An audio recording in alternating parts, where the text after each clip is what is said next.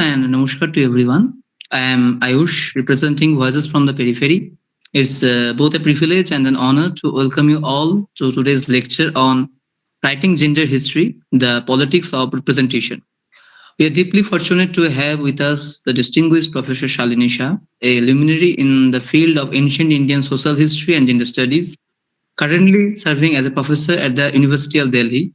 Professor Shah has dedicated her illustrious career to unraveling the nuanced and complex intersections of gender, history, and literature in ancient India. She is the acclaimed author of the pivotal works such as The Making of Womanhood, Gender Relations in the Mahabharata and Love, Eroticism, and Female Sexuality in Classical Sanskrit Literature, 7th to 13th century. Her scholarship has profoundly shaped the understanding of gender dynamics in ancient Indian text and society. In addition to her books, thought provoking research has graced the pages esteemed journals like Social Scientist, Indian Historical Review, and the Indian Journal of Gender Studies, making her a beacon of knowledge in the field. We are truly honored to have her here with us today. Without further ado, I now invite Professor Shah to lead us into what promises to be a deeply insightful and enriching discourse. Ma'am. Thank you so much. It is a great pleasure to be addressing a large body of students. I thank the conveners of this seminar series for inviting me for this lecture. The title of my presentation today is Writing Gender History, the Politics of Representation. So I'll just switch off my camera because I would prefer not to see my face while talking. And once I've finished lecturing, then I'll switch it back for question and answer session. Okay.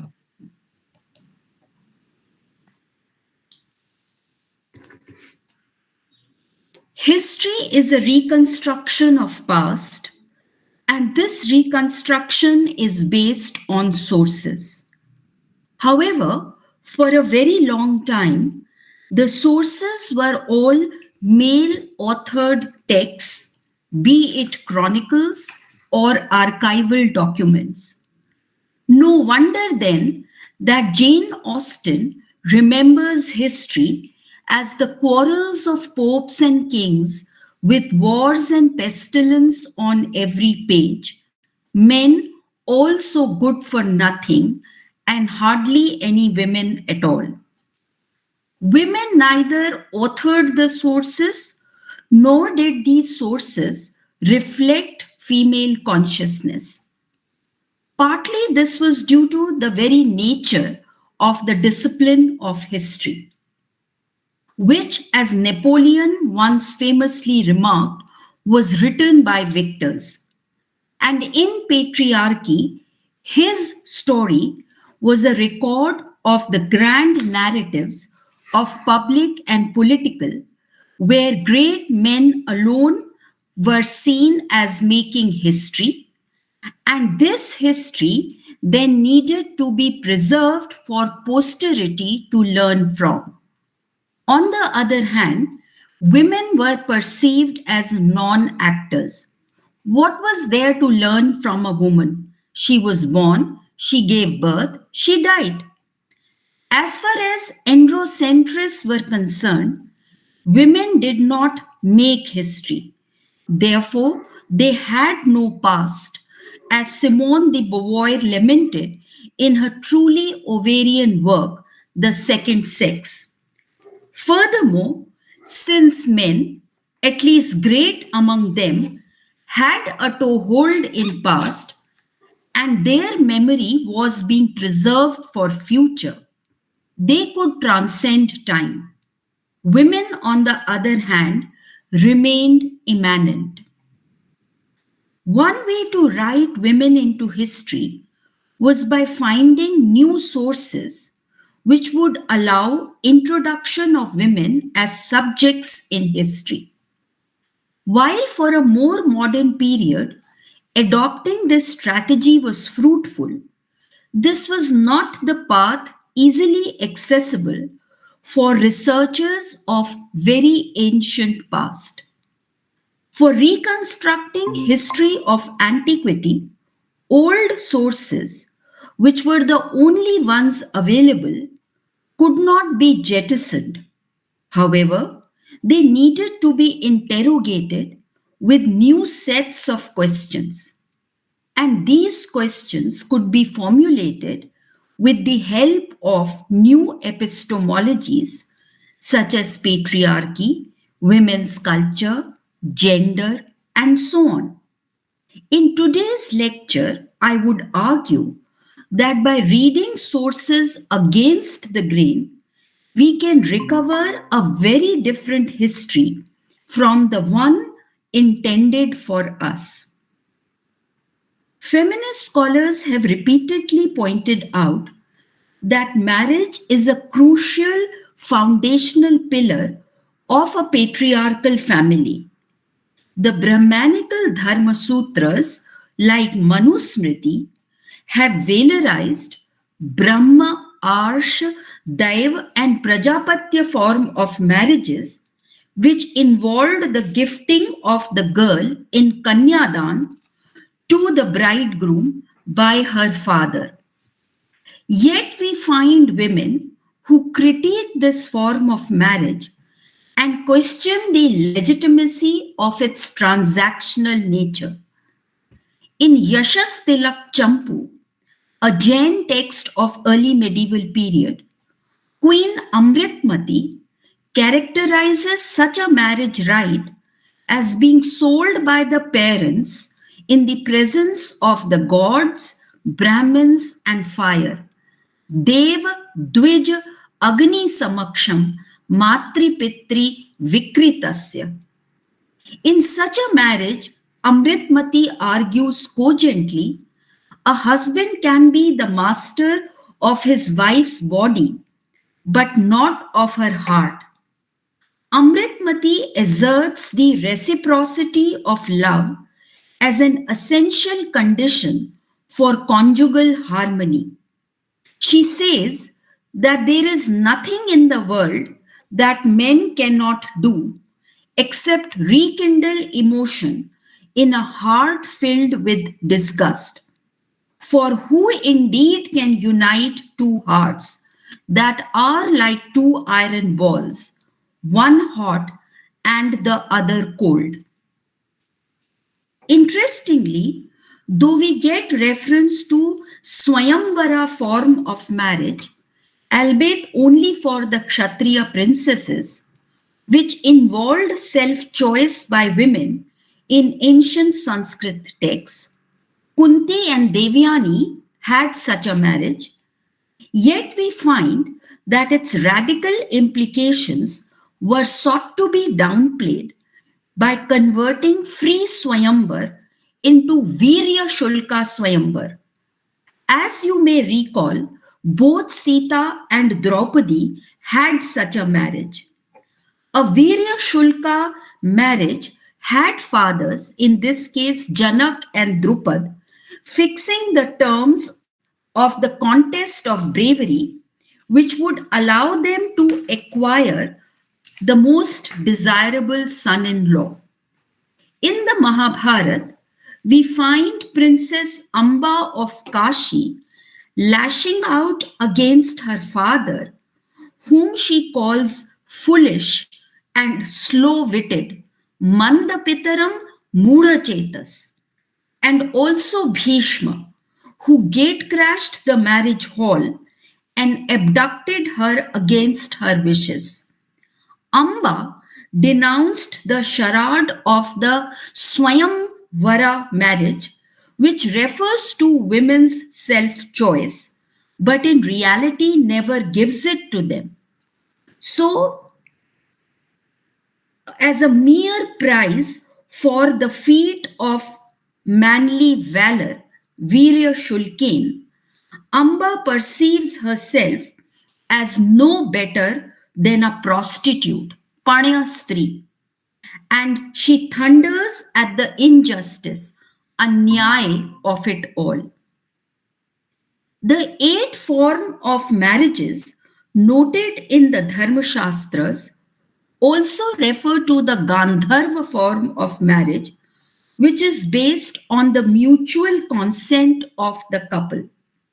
However, the individuality of this matrimonial alliance did not eschew the possibility of the partner being taken for a ride and ditched.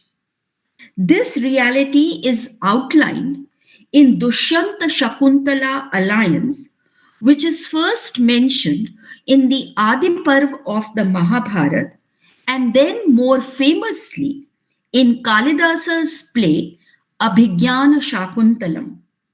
Shakuntala of Mahabharata is a virago who knows how to fight for her rights.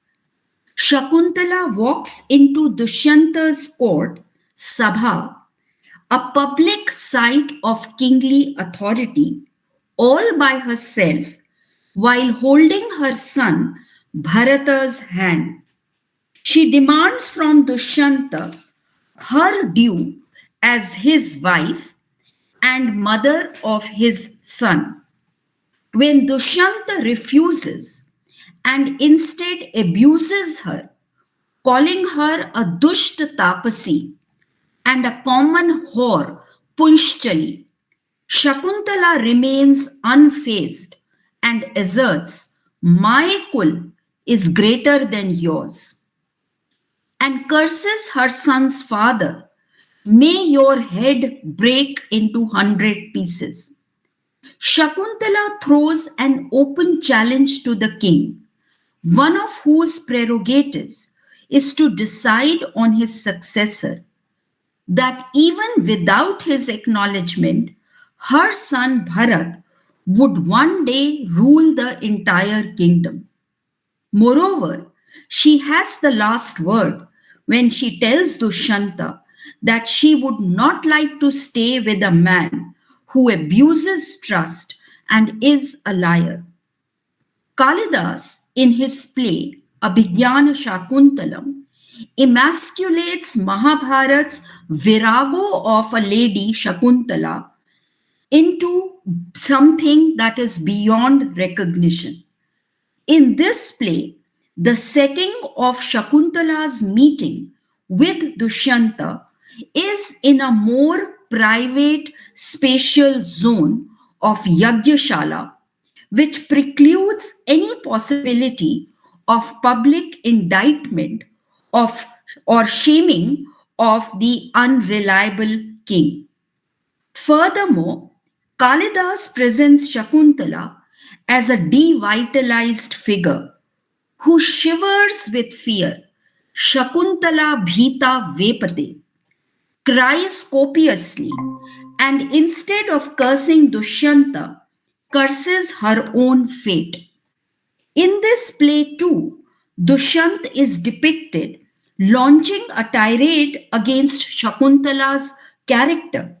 Yet, the only form of mild rebuke which she can come up with is to call him ungentlemanly, Anarya, and a cheat, Kitava, who thinks that everyone is as black hearted as himself. She tries desperately to convince Dushyanta of her identity so that he may accept her, even as her male escorts, who happen to be her foster father's shishya. So, even as her male escorts harangue her, blaming her for the predicament she is in. This complete erasure of a virago of a wife by Kalidas represents the ultimate triumph of patriarchal culture, where a girl has to be mindful of her reputation and wife can only be a subservient creature.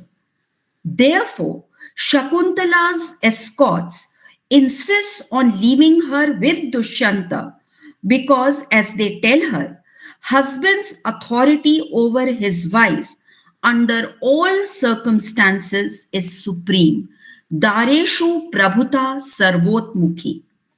They also make it clear to Shakuntala that it is better for a wife to stay in her husband's home, even if as a servant. Women who figure prominently in the glorification of ancient India are its Pativrata wives. From Indologists like Clarice Bader and German Indologist J. Mayer to nationalist historians like R.C. Majumdar, all have sung paeans to this remarkable figure. Yet it would be a salutary reminder that Pativrata is non existent in the entire corpus of Vedic literature. The cult of a Pativrata wife who is an uncomplaining personal attendant of her husband and follows his diktats at all times, Samayanuvartini, is a creation of the epics. But even in the epics, memory of a wife who cannot be slotted into the mold of an ideal Pativrata is preserved even as they launch the mega project of Pativratization. In the Ramayana, Sita and Anusuya are cherished as Pativratas par excellence and even have a dialogue, samvad together, where the latter, that is Anasuya, instructs Sita in the essentials of Pativrata Dharma. Yet, Mahabharata furnishes us with a very different character of Anasuya. This epic describes her as a Brahmavadini who left her husband with the firm intention that she would never allow herself to be dominated by him. She prayed to Shiva, who granted her the boon that she would parthenogenetically, that is, without mating, have a son who would bear her name and bring fame to her Vansha. Sita too was not merely Ram's compliant follower. In the Aranyakand of Ramayana, Sita very cogently critiques Ram's myopic policy towards the Rakshasas in the Dandaka forest, who were not, as Sita says, Ram's adversaries. Vina veram cha rodrata, she asks Ram. She therefore entreats Ram not to indulge in any violence against them.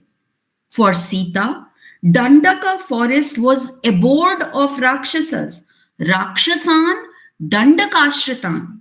So killing them in their own home would not be an act worthy of a chivalrous man. Aparadham vina hantum loko veer na kamaye. Sita's objection is also based on her perception of forest as a peaceful place, the site of meditation, tapaha, and not an arena of war. She says, Kacha shastram, kacha vanam, kacha kshatram, tapaha kacha. Sita therefore considers it against the norm, desha dharma, to indulge in violence within the precincts of such a place. Apart from marriage, what patriarchy has always glorified is procreation, and that too of male progeny. Manusmriti notes categorically that to be mothers were women created. Praja, Prajanarth Striya Srishta. Manu also asserts that a woman not blessed with sons, avirayashcha yoshitaha, is impure, whose food cannot be consumed by the Brahmins. Yet, this most cherished goal of patriarchy went a begging in the world of matrilineal Veshavasa households.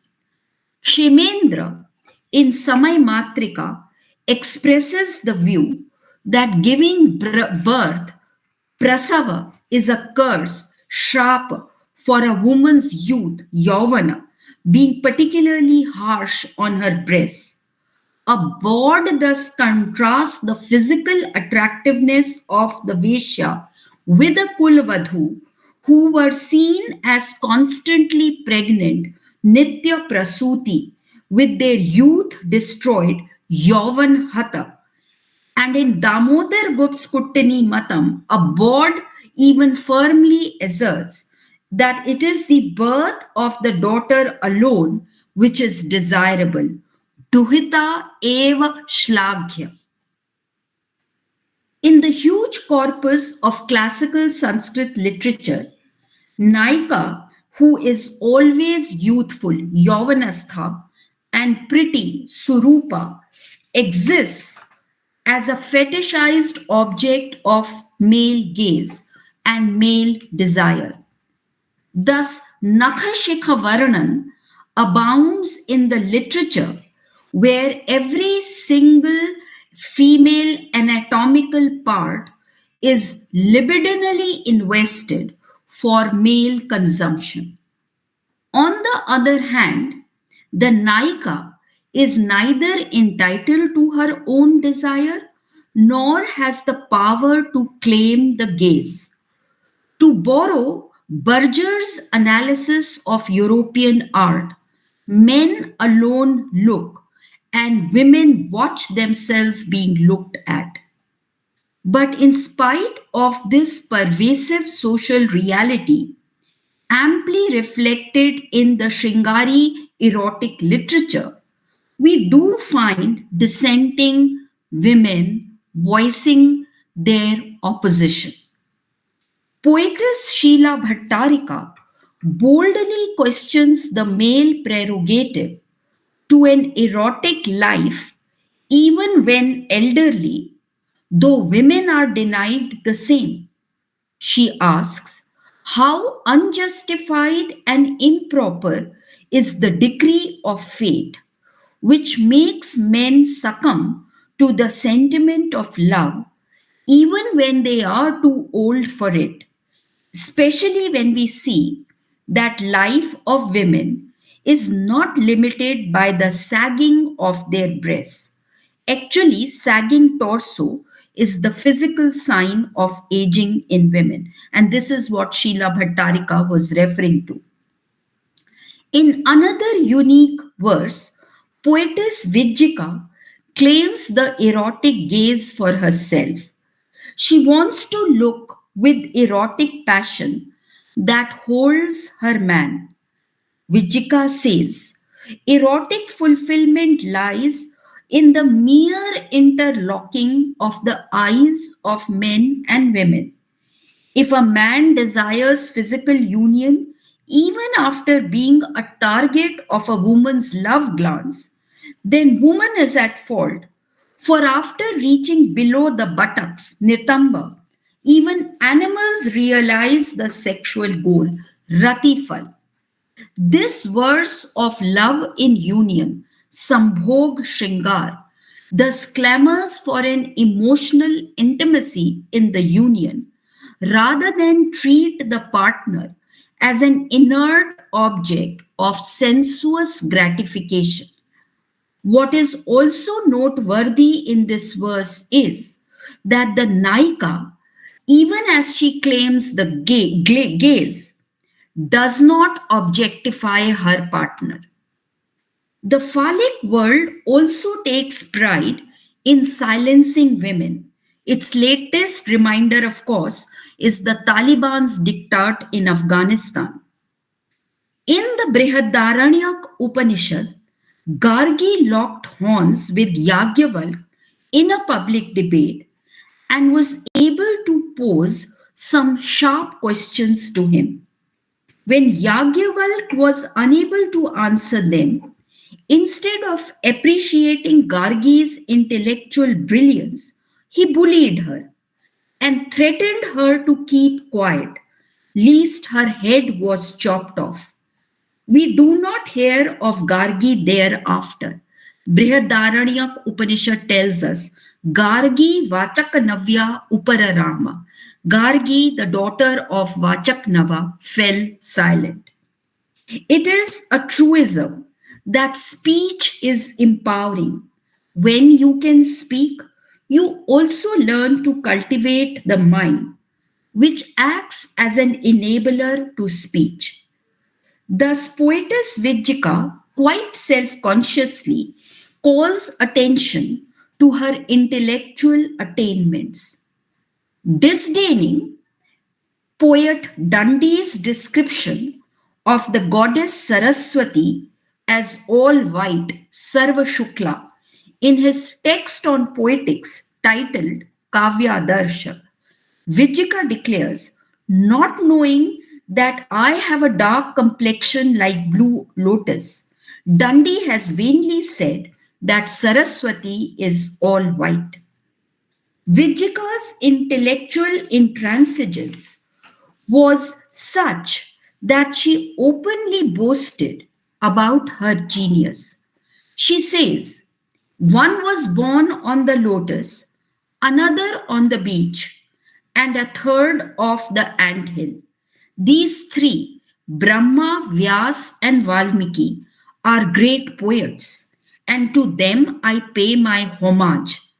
But if some later men should try to please us with prose and verse compositions, well, I place my left leg on their heads. It is also important to remember that there are no monolithic men and women, but culturally variable ones. Similarly, the sources themselves are varied and therefore frame gender relations differently. For example, female body in Brahmanical discourse is viewed as a procreative body and as a polluting body.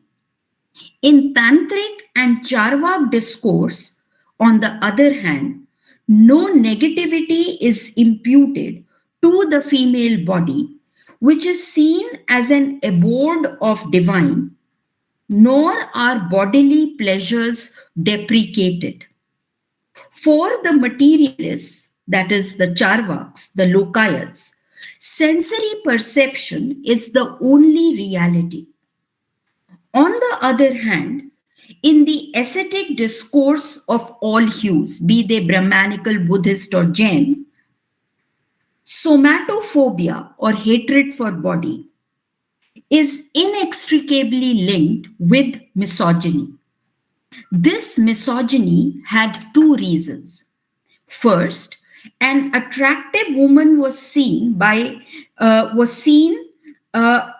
renouncing male as a trap. Second, the woman, through her reproduction, was seen as representing the hold of the family and thus an impediment on path of renunciation. A Sanskrit verse reads, Yasya stri tasya bhogecha striyam tyaktva jagata tyaktam jagata tyaktva sukhi bhavet. Because of women, there is desire. If one abandons women, one overcomes desire for this world, and leaving the world bestows happiness. It is this form of philosophical discourse which legitimizes female ban on entry in the Sabrimala temple, even as male devotees have a free pass in the temples dedicated to the goddess Durga and Kali, who too, like Brahmachari Lord Ayyappa of Sabrimala, are neither mothers nor wives. Yet, even in the antiquity, this schizophrenia of the ascetic discourse, desiring women and hating women at the same time, that is what I am referring to when I say schizophrenia of the ascetic discourse, did not go unchallenged. The Charvaks, that is the Lokayats, jeeringly ask whether those otherworldly fellows have renounced their passion. For even after death, they long for heaven, the quintessence of which lies in its gazelle eyed apsaras. Perhaps one of the most crucial themes in the masculine politics of representation was masculinity itself. The androcentric sources of ancient India defined masculinity around the axis of both varna and gender.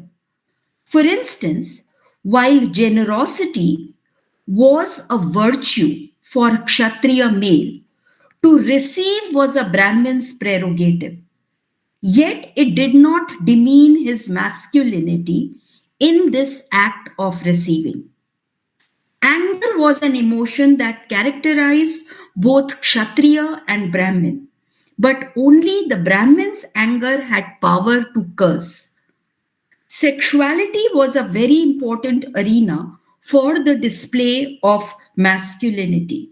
The ancient Indic sources represent male sexual persona as a hegemonic one, which is always in control of socio-sexual relations. The female sexuality is portrayed as passive. Her sexuality, as Berger said while talking of European art, lies in being desired, and that is why it invites the male gaze rather than looking back. Her sexuality lies in being desired, where female acquire subject position in sexual domain, she gets represented as kulata or asati. Since in the masculine world, exercise of sovereignty was a male prerogative, sovereignty itself was symbolized as a female, Rajyashri, who was available for the consumption, bhoga, by the overtly virile macho ruler. Given the gendered nature of this sovereignty, the rare female rulers had to assume a masculine persona. So, for instance, Kashmir Queen Didda and the Kakatiya Queen Rudraamba adopted the masculine titles of Didda Dev or Didda Rajan and Rudra Deva, respectively, to legitimize their assumption of authority, since authority could only be conceived in masculine terms. To be masculine also meant a correct deportment, one that did not involve extreme display of emotions. Since crying and fainting were feminine traits, if men indulged in it, they earned opprobrium. Garuda Purana states that men's crying, that is distressed and harsh with abundant tears, does not lead to happiness. Yet, deep emotional involvement with one's mother was celebrated in the Indic culture and did not in any way downgrade a man's masculine persona. The Satvahan ruler Gautami Putra Shatakarni takes pride in proclaiming himself as greatly devoted to his mother, Avipanna Matri Susuka.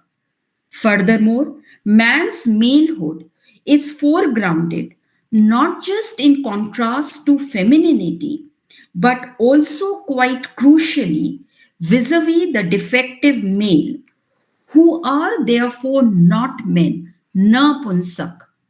These third gender, Tritiya Prakriti, are always represented as feminine. That is why the use of the female term Tritiya and not Tritiya, vis a vis the real male. Napunsak were defective because they lacked virility and were therefore impotent, kleba, shanda, pandaka. Yet, interestingly enough, in the renunciatory discourse, the impotent Napunsak becomes a sexually threatening persona and thereby acquiring an active persona in the process vis a vis the male ascetic. In this too, they were like women. who too were conceived as a sexual bait and an impediment in the path of spiritual progress of the male ascetic. What this revisiting of ancient Indian past tells us is that by employing a critical lens and thereby adjusting our angle of vision, we can effectively remove centuries of thick mist on the myths and memories that have been presented to us as the truths. I would therefore submit that it is not that our ancient past has been neglected, as cultural nationalists today would have us believe. Rather, the past, quote unquote, the past, needs to be remembered for what it was, dissent and all, and not what it ought to be. One might conclude by saying that the way ahead for new women's history is both a radical engagement with older forms of sources and a perceptive awareness of how to mine and use new kinds of sources. It is only then that the androcentrism of the traditional historical sources and the masculine politics of representation inherent therein can be exposed. Thank you.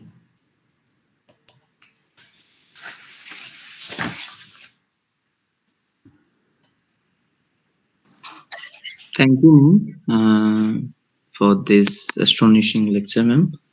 So now we will take some questions from both here audience and from our YouTube channel.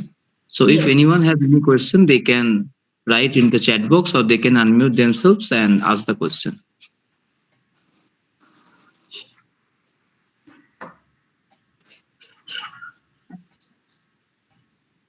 So if not, so we can take some question from our YouTube channel. So,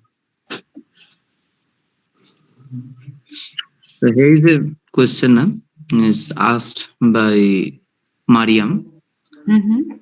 She is Please. asking, Yes. how does Gayatri Spivak's notion of epistemic violence help critique the marginalization of women's voice in texts like the Ramayana or the Mahabharata?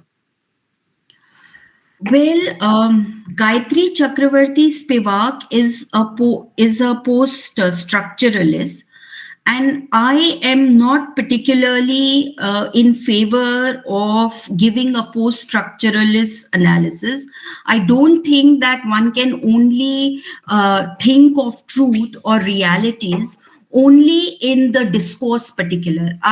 I am of the school that there are structural truths, and it is in this context, for instance, that I have looked at the Pativratas. So instead of I mean, engaging with a post-structuralist doctrine, be it of Gayatri Chakravarti Spivak or anyone else, I have always, my researchers tried to establish that there are certain truths which are structural truths.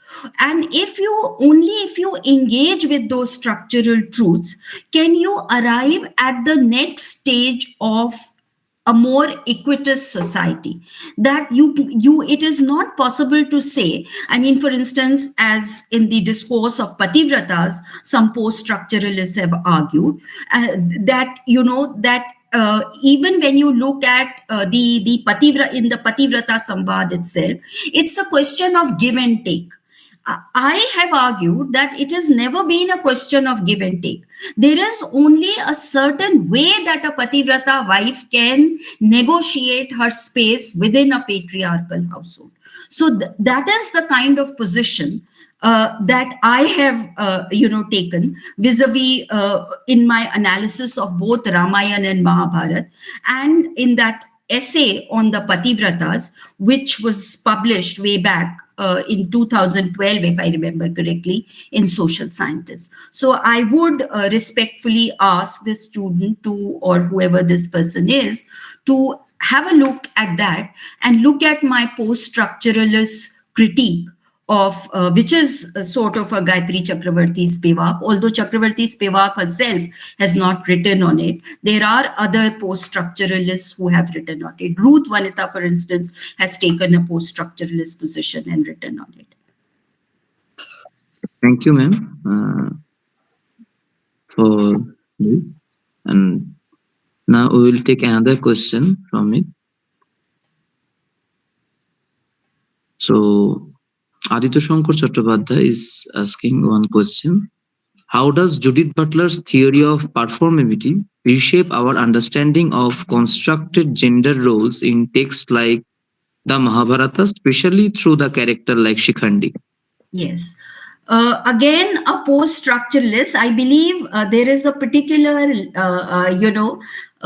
interest in the post-structuralist. Judith Butler is also talking about a performative sexuality. That is again a position, a post-structuralist position, which is, very enamored that you can, just that there isn't any I know that gender is cultural, but biology is not cultural. Biology is a fact. In between position, Shikhandi is a representation of a girl who is born, is rejected by the father till she acquires through a mechanism a masculine body. Now, because she was born as a woman, her acceptance within the wider field of the society, which include Bhishma, who refused to fight her precisely for the reason that because she was born a woman, he does not fight a woman. So it is on that ground that he rejects Shikhandi.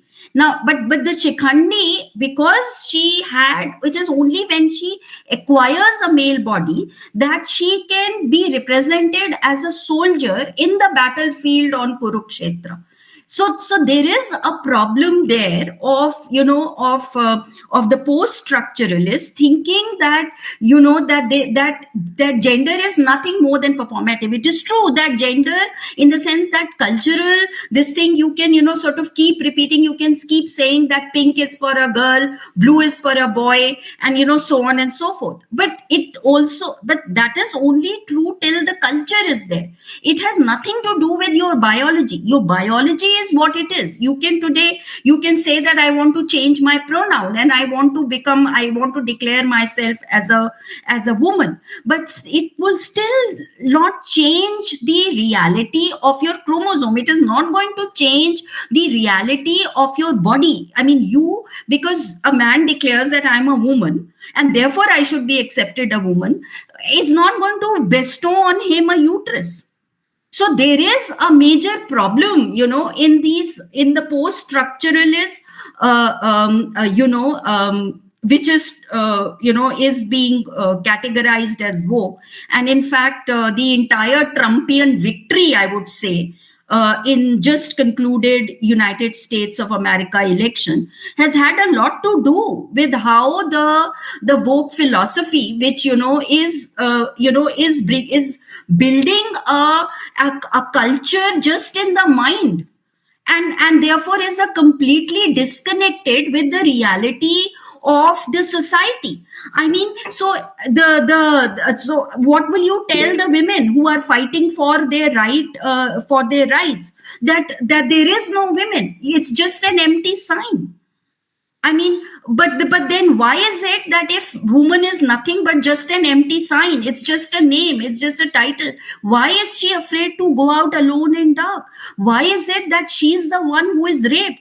What happened in Calcutta? You tell that Calcutta doctor who was murdered, her parents, if the post structuralists are going to say that it was not against a woman, that there is nothing like a woman and there is nothing like a man. These are all empty signs in just a language. I think that is taking everything too far, and I'm not in support of that at all.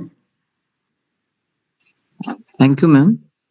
And Shaknik asked a question in the chat box.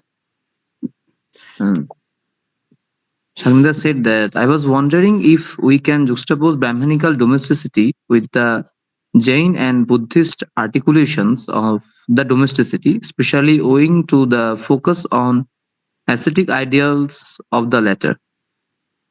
Yeah, but except that ascetic ideals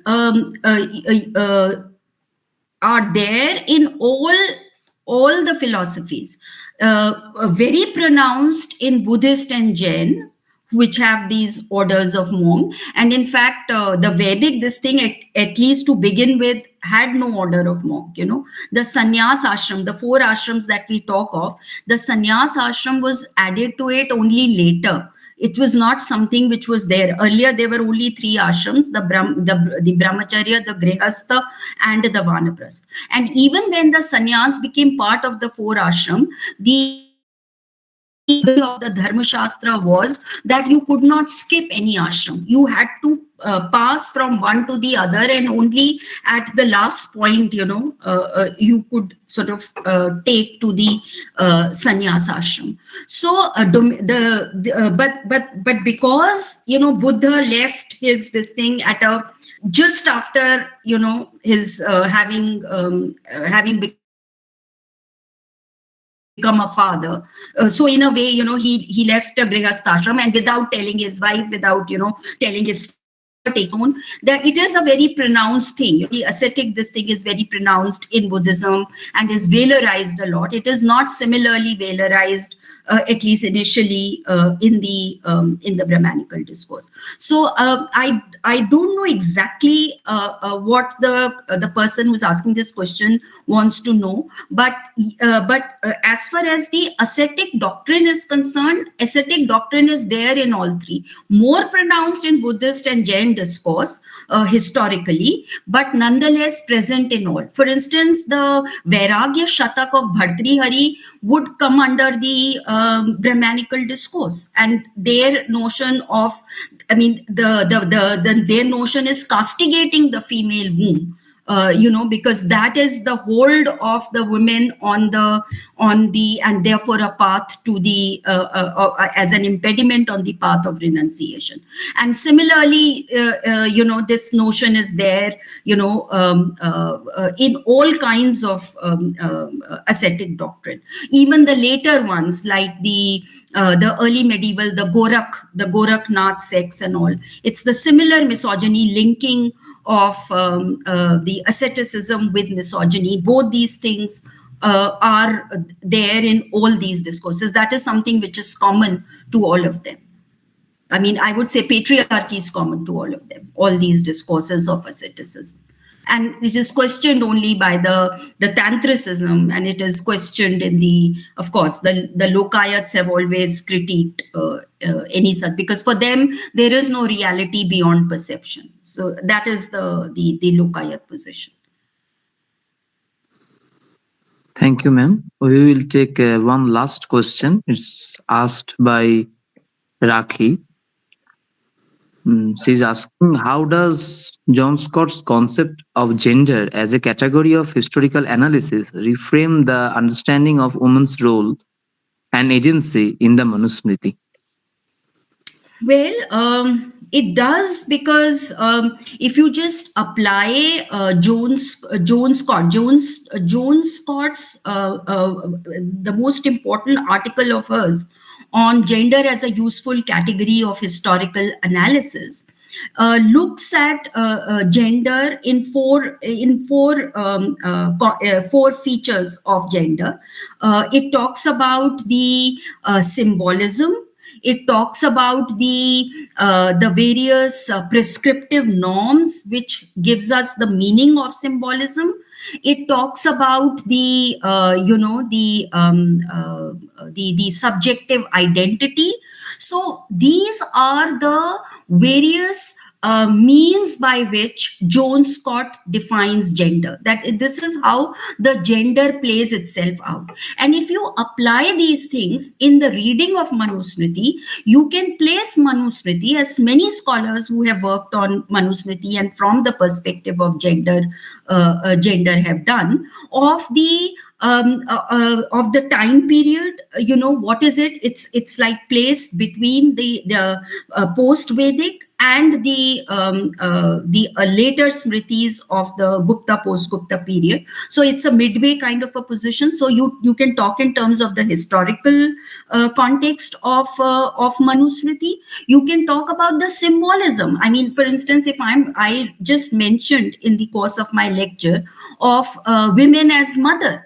So, those are the kind of symbology. So what is true, what is false, what is right, what is not. So, on one side, you will find all the symbols of masculinity, and on the other, you will find all the symbols of femininity. And you will find that all the valorized symbols are the symbols that come under patriarchy, and all the non-valorized symbols come under femininity. Now, what explains this? I mean, this can only be explained with the kind of prescriptive norms which are there. Another thing that Joan Scott very consciously talks about, and I think which is very useful, is that she states that no norm is a given. All norms are based on a rejection. Historically, they are based on rejection. So, as a historian, we need to be aware of the process of the establishment of those norms. So why is it that something, I mean, for instance, if you take widows in the Vedic texts are not figures who need to commit sati. Widows can also remarry. This is something that so early on Raja Rammohn Roy very clearly established in his reading of Rigved. But even Manu does not talk about a widow as a sati. Even he talks of widow as a sadhvi, someone who spends her life living an ascetic sort of a lifestyle in memory of her husband, but not thinking of another man. It is only with the later Smritis that widows, the later Brahmanical Smritis, who are not just accepting, but even trying to establish the custom of sati, something which happens in the Gupta, post-Gupta period, the Smriti, the later Smritis. So there is a process, there is a historical process of the establishment of a norm. It is not that any norm is a given. So that is also something which Joan Wallet-Scott very usefully raises in her paper on Gender, a Useful Category of Historical Analysis. Thank you, ma'am, for the answer. So if we have any other question, just let me check, ma'am.